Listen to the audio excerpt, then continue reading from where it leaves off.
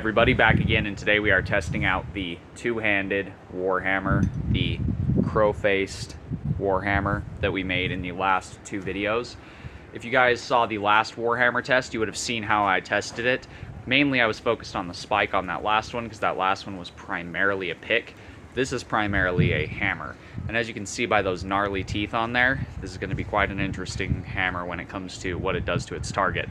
I've got the same armor, I've got the same setup to test, but we're going to be testing primarily the hammer on this one. And I think you guys will be pleasantly surprised at what this does. So, without further ado, let's grab our hammer and go smash things. Alright, well, safety first, protect those eyeballs. We'll start out just like we did with the last one. This is a true Warhammer. So, let's start off the same way we did before. We got that 1.5 inch thick brick paver.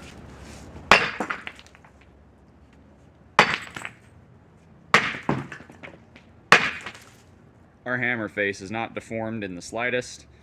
It is kind of dirty because it did get some of that brick stuck in between those teeth, which makes me very worried about what's going to happen to this bone. Let's find out. This piece of antler here it's about as thick as a femur, and here it's as thick as one of your forearm bones. So let's see.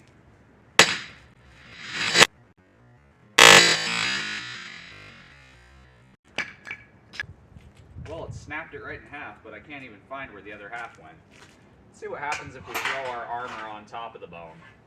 You know, this will simulate your femur and your arm. So this will simulate a strike to the arm or the leg through the armor, right? Let's see what she does.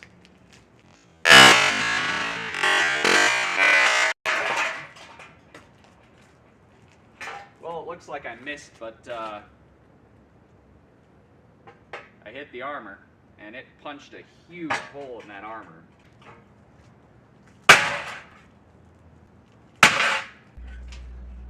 You can see how it just bites into this armor, and it just punches these huge holes in the armor with this hammer face. It does look like I was actually getting through to the bone and just taking bites out of the bone with this. Alright, you know we have to see what this hammer does to a soft target. So let's see.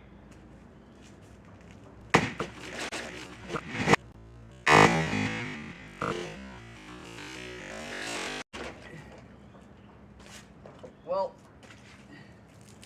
that hammer bit a huge hole on its way in and a nice square hole, which is the exact shape of that hammer face on the way out. So you can see how devastating that would be. What's crazy is you can actually see it stuck that square chunk of plastic about 1/2 inch into the top of that wood. That's how hard it's hitting. Now let's see what our hammer here does through some armor to a soft target. Put this brick here to balance it so that this sits right nice and flat.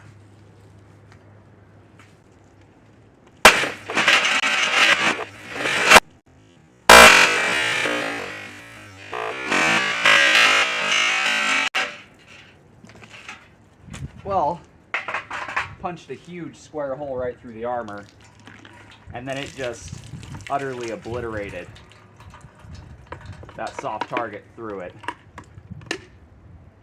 Blew out the bottom, punched a huge hole in the side.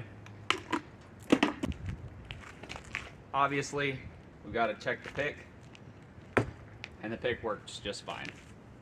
That was one hand just lightly swinging it, and it blew right through. I don't even have to question it. I know it's going to punch right through the armor and leave quite a large hole on the way going through. I know it's going to do a big difference standing versus swinging down onto our target, but let's just see what this force transfer does swinging into the target with the hammer.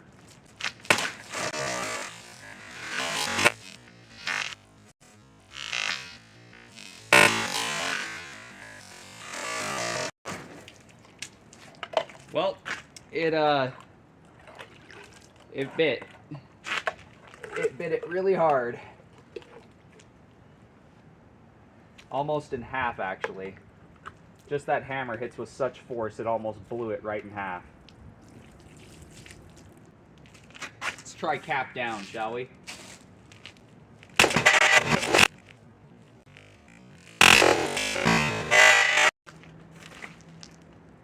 Well, it blew that cap right off and busted it to pieces where the threading was. Let's give it a good old spike.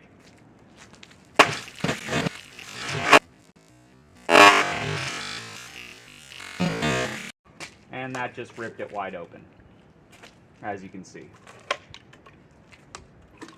Potato. I like potatoes. You like potatoes. Does the hammer like potatoes? It seems the hammer likes potatoes.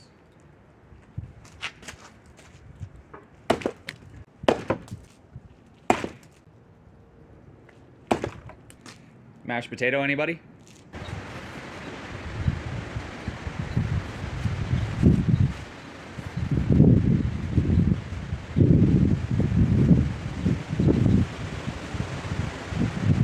So, the hammer smashes very well. It smashes oh so very well.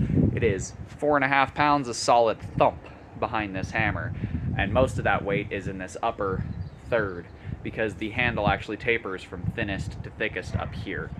If you look at it, you can kind of see it's thinner, and as it gets towards that haft, it gets thicker and thicker. So we've got a pretty nice thump going on with this tool. That armor did give me a little bit of a kiss on my finger there, so don't be alarmed if you see me bleeding. I'm not hurt. A lot of people have a misconception that all Warhammers, especially two-handed Warhammers, were these huge, monstrous things.